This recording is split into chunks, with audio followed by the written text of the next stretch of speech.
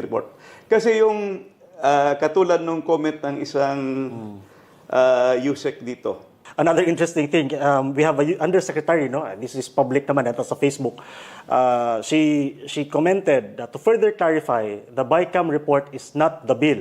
And we understand that due to numerous details involved, it has been the practice of the BICAM committee to leave certain items blank in their report when they refer to sections of the GAB that they do not intend to alter or amend.